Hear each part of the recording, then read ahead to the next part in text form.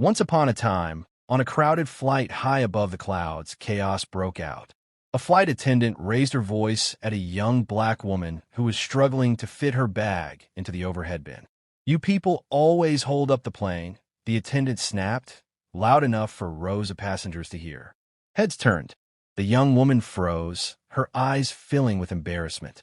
But then, out of nowhere, a man in a simple polo shirt, sitting just a few rows back, stood up.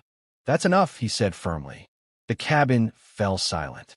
Everyone expected the man to sit down or be silenced, but instead he walked toward the aisle.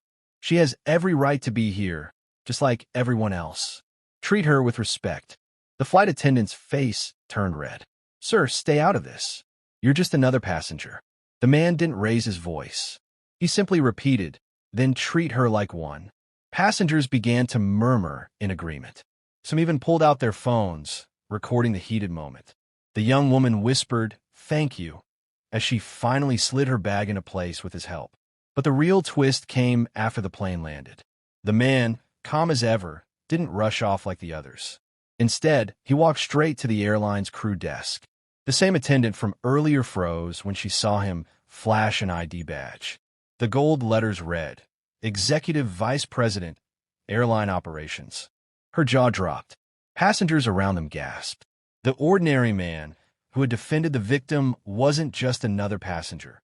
He was one of the top bosses of the very airline she worked for. He looked her straight in the eyes and said, "We'll be having a conversation about professionalism. No passenger deserves what you did today."